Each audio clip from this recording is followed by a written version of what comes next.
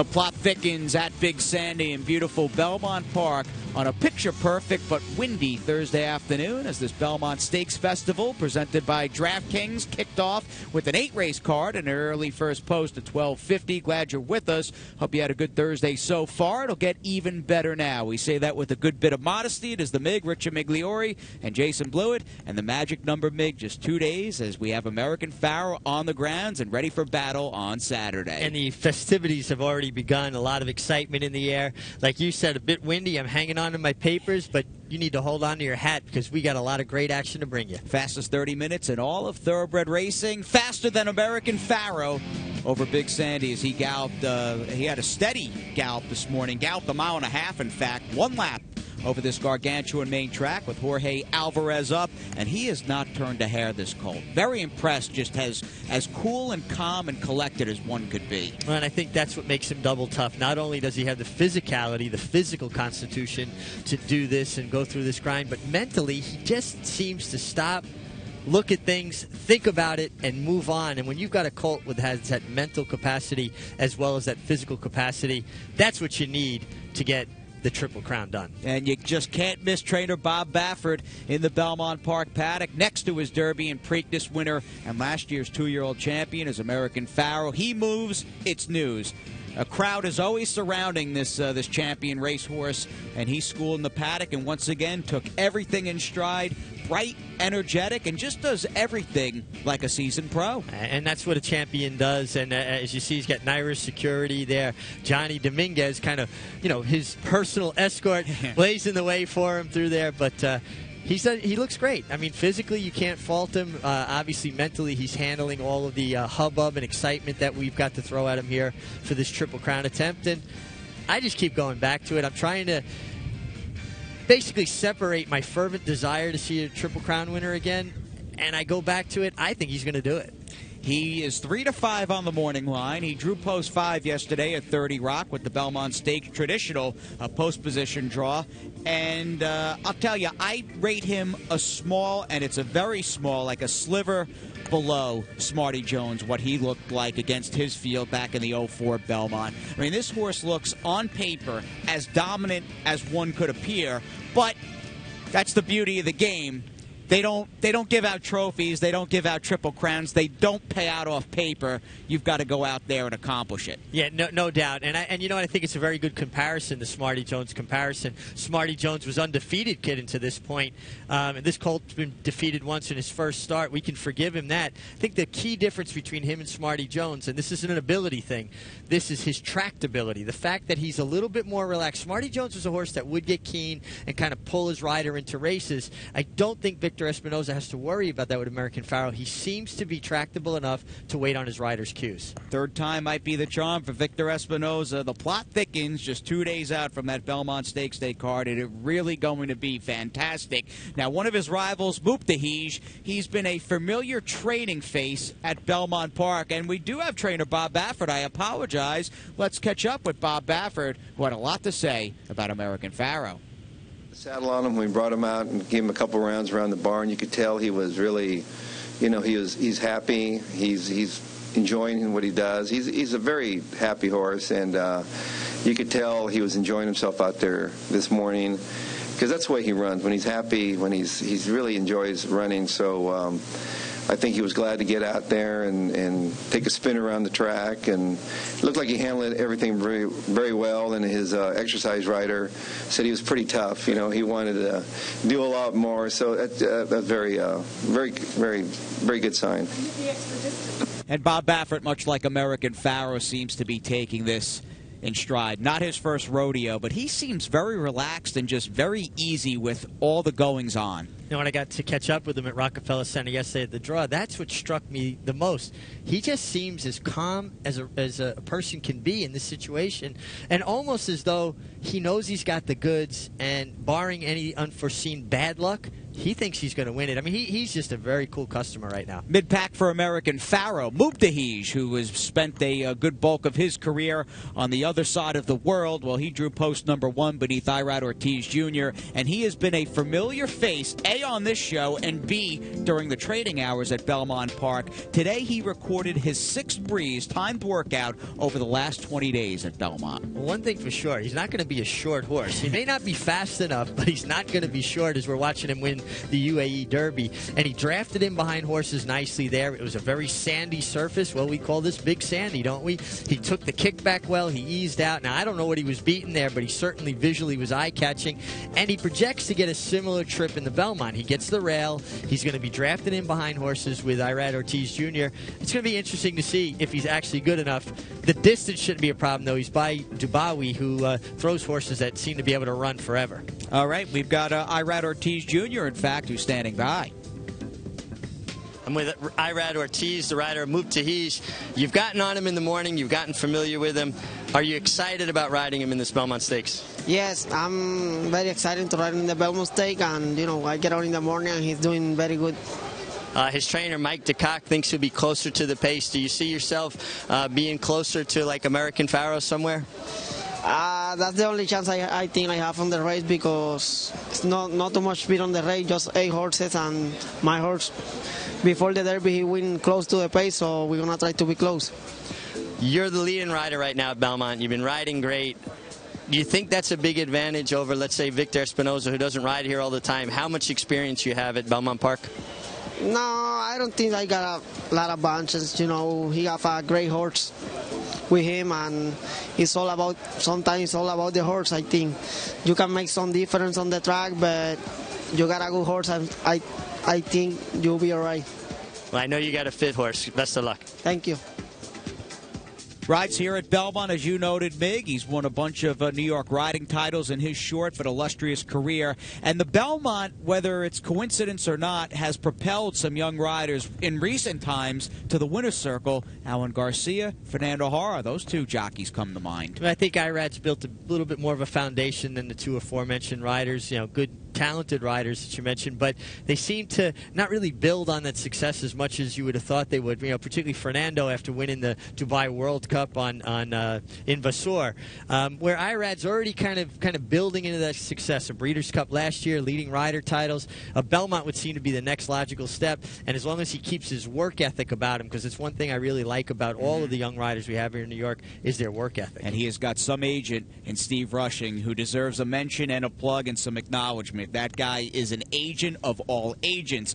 California Chrome, he's our next headline. Pretty cool that we started the show with American Pharaoh, who's got his date with Destiny in about 48 hours, and we can end headlines with California Chrome, last year's Triple Crown hopeful, who's over at Royal Ascot of all places and breezed 3/4 in 14 flat. Yeah, I got a little test drive from Frankie Dettori, who will not be aboard in the Prince of Wales. I believe he's going to run in, and they're saying it's possible that William Buick, who is one of the rising stars in European racing, could pick up the mount. It'll be interesting to see how he does over there. Belmont Stakes Racing Festival presented by DraftKings. Chock full 17 stakes. We had 2 on today's card, and without further ado, John Embrial will have the call. There's that blanket of white carnations, a Belmont Park tradition, as is the voice of Johnny I, who takes us through with these 2-year-old fillies.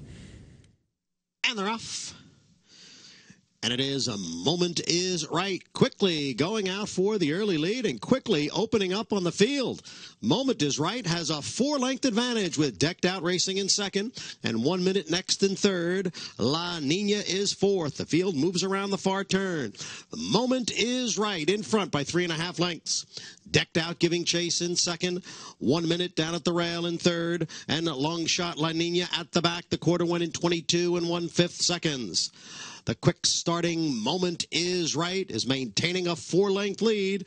Decked Out giving chase in second, and now Decked Out is getting closer to Moment Is Right as the field comes off the turn and enters the stretch. Moment Is Right. Here's Decked Out on the outside, and Decked Out has now taken the lead from Moment Is Right with less than 1/8 of a mile to the finish, but Moment Is Right is battling on down at the rail. Moment Is Right and Decked Out, and Moment Is Right has retaken the lead. Moment Is Right would not be denied in the Astoria. Moment is Right, the winner. Decked Out was second. For the back, 1 minute and La Nina. Very important late scratch of Tanasa with about 3 minutes to post. She got loose, ran around for like 15 minutes. She'll be 2 to 5 when she makes her belated debut. Regardless, Moment is Right, big speed. How about this, Mig? A Medallia d'Or 2-year-old for Wesley Ward, who's as precocious could be. Well, Wesley knows how to get them ready to run, and actually he's got distance pedigree on both sides, being out of a Vicar mare and Medallia d'Oro, but boy, she's light on her feet. As is Wesley Ward, who was alongside the MiG after the Astoria. Wesley Bowman is right, shows blazing speed, but she's got a pedigree that looks like she might be able to stretch out. Do you think getting her to relax is going to be a problem in the future? No, I think she's fast, a good part of it because of me, but I'm hoping, you know, as the summer goes on and we get into the fall that she will go a route. She's just a beautiful filly, got a wonderful mind, and done everything that I've ever asked of her, so I'm really excited about her. It seems like all of your 2-year-olds just are so well schooled and they leave the gate running. I don't want you to give away any trade secrets, but what is the secret? Just a lot of time. You know, everybody in this game, they put a lot of time and effort into everything, but just something I've always liked to do is spend a lot of time with the yearlings and then turn 2-year-olds, and you know, sometimes you get lucky and get good ones like this, and it makes you look better than you are. Well, I think you're consistently good at it, so I'm not going to call it luck. You had a wonderful career as a rider. You had a lot of success here in New York. You won the Eclipse Award as an apprentice. Is it especially satisfying to come back here and win these kind of races after the success you had riding here? You make it here, you can make it anywhere. So this is the Big Apple, and this is where, you know, racing is right now. And it's always wonderful to come, especially on a big race weekend like this, and get lucky. So it's nice. Congratulations, Wesley. Thank you. His star continues to rise. Wesley Ward, good to have him in the Big Apple. And like that field from the gate, we will charge down the backside here at Insider when we come back.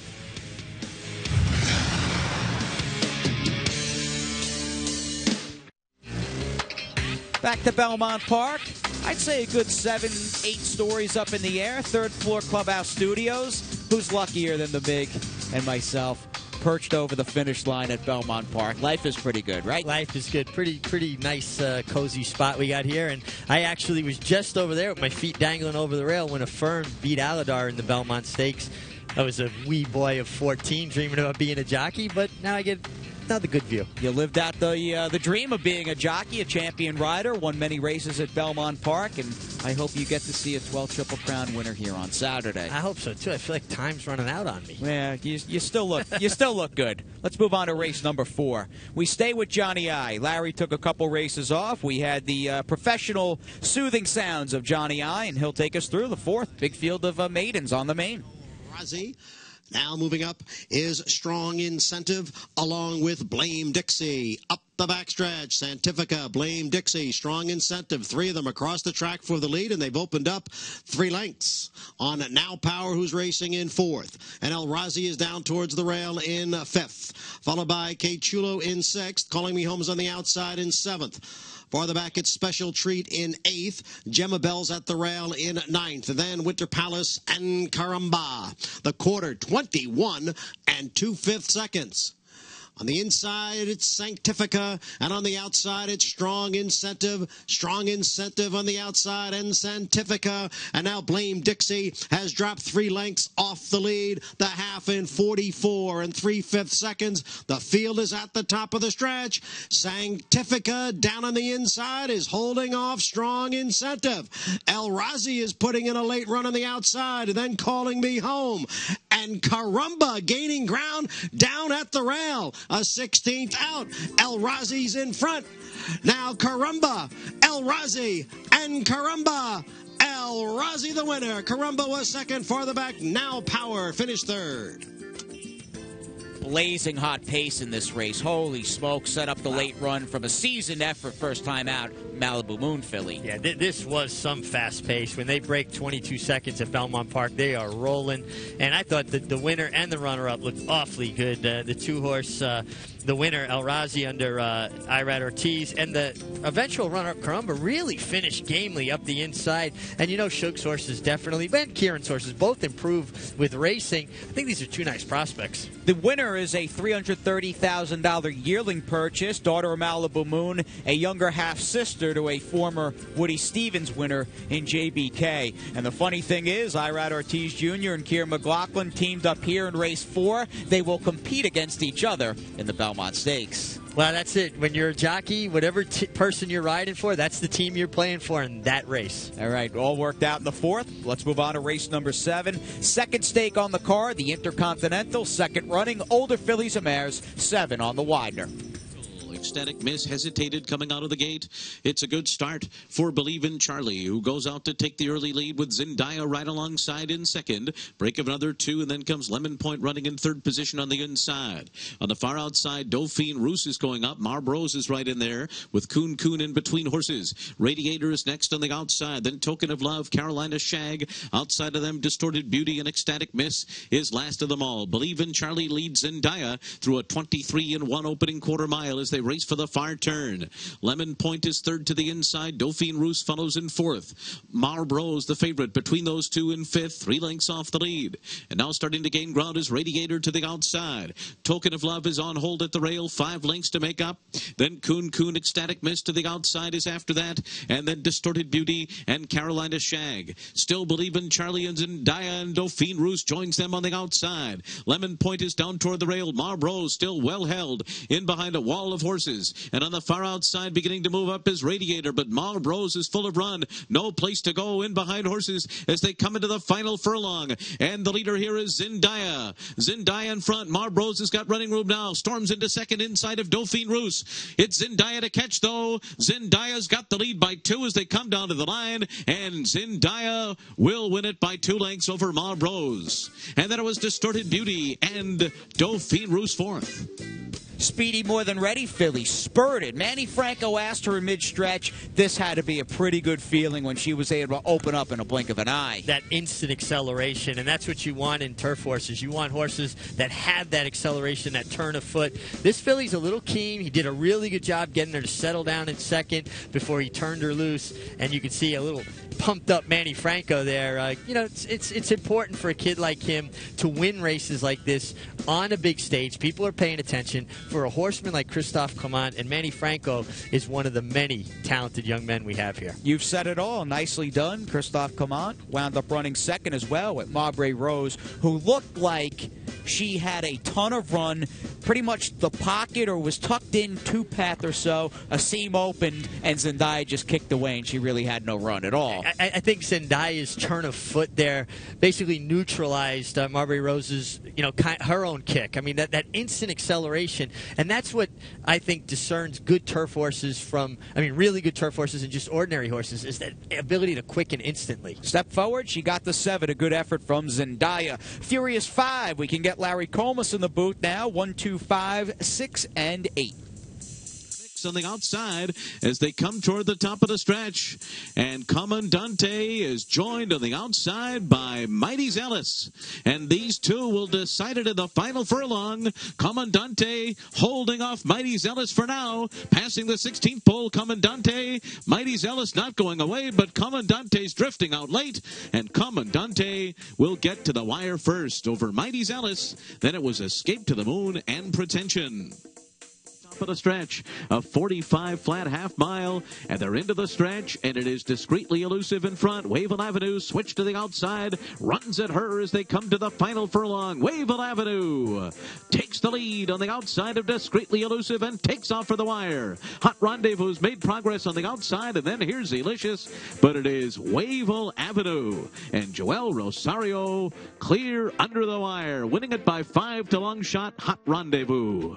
Discreetly Elusive was third behind them, running in third, and they're coming to the top of the stretch, and Belisarius has taken the lead on the outside. Roman Approval battles on from the rail, though. These two into the final furlong, Belisarius and Roman Approval. Roman Approval's back in front. Roman Approval determined on the inside of Belisarius. Third is El Mutahi. They're coming to the line, and Roman Approval will do it. by a head over Belisarius, and then it was El Mutahid and Rhythm Blues. Troll up the rail. Damage Control on the inside. On the far outside, Drama King. Colorado Grand Slam between those two. Rectify is fourth in the final furlong. It is Damage Control and Drama King. Damage Control with the rail in the lead. Drama King drifting to the outside, and Damage Control's got it. Damage Control and Joel Rosario to win it by 2 over Drama King. And then came Colorado Grand Slam and Rectify.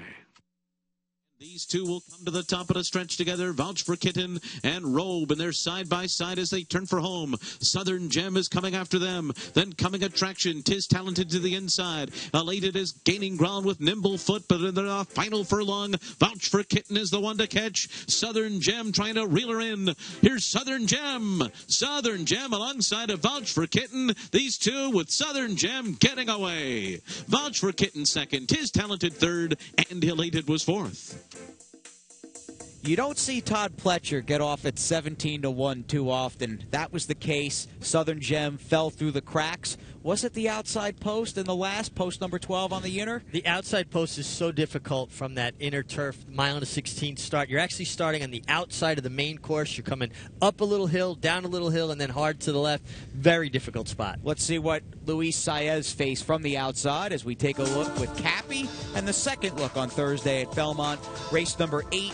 And it was this filly from post number 12. And Luis Saez is aggressive. He understands he's got to overcome this post, and that means using your horse going forward to get this position. And I think him being aggressive allowed him to get enough position and then give her a breather. But if he had been sedentary, leaving there quiet, he would have been shot out to nowhere. He'd have been about 10 wide, and he would have had no chance. Luis Saez, a big part of this victory. All right. Good job by Luis Saez. Todd Pletcher, 21 wins and counting, batting just under 50%, 26 cards into the spring-summer meet. An otherworldly percentage. We'll see if that continues into Belmont Stakes Day, taking on American Pharaoh with the pair of horses, and we preview Friday when we come back.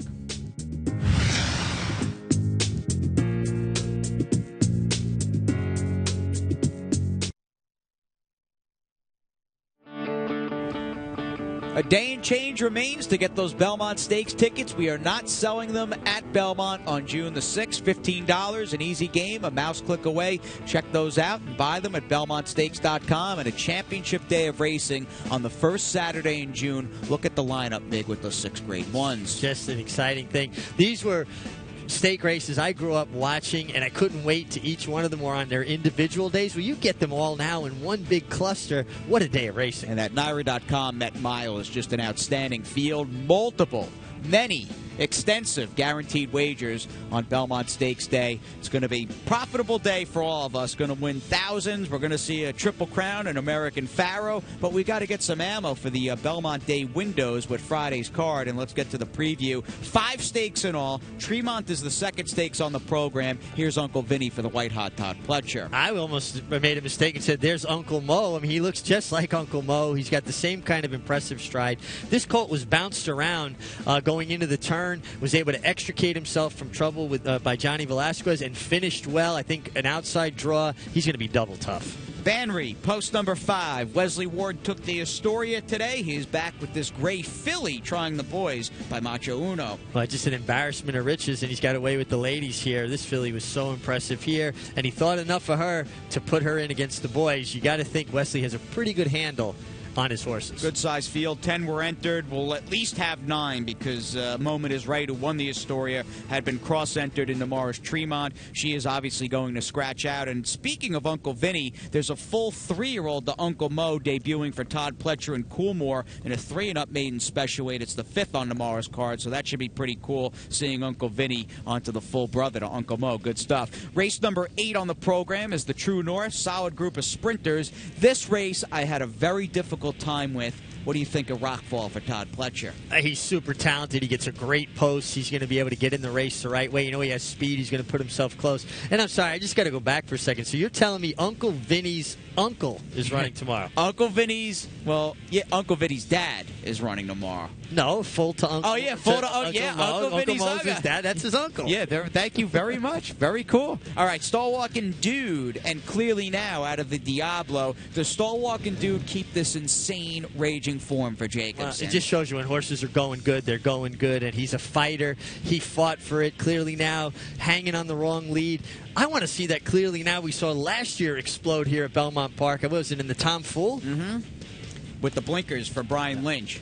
He'll try to step up his game second off the bench, and Dad's Cap has not raced since Wood Day back on April 4th when he won his second consecutive Carter for Rudy Rodriguez. Wasn't overly surprised Dad's Caps won. What surprised me is the way he won this Carter, rating from off the pace. Now, do they go back to those tactics again tomorrow? There is some speed in here, maybe not as much as it looked signed on in the Carter that day, but I'm going to be curious to see if they continue the rating tact with him. It's a real war in the True North. No standout in there. That's not the case with the New York with the Fillies and Mares. Race number 9 on the 10-race program. Most eyes, and rightfully so, will be on Stephanie's Kitten, who's just a powerhouse. She's a powerhouse. She loves Johnny Velasquez. She seems to do her best work for Johnny. And she gets a rabbit. She gets a little help up front, which we don't see enough use of rabbits in this country. Well, she's going to have her rabbit in there to keep the pace honest and set up her late run, and she should be double tough. Little Judmont action with repost for trainer Bill Mott, who's won this race a bunch of times. Blinkers go on, but the clock is ticking with her. Her recent form leaves a little something to be desired. Well, and I think that's what the blinkers are basically addressing, that she hasn't found her form. She's probably training like the same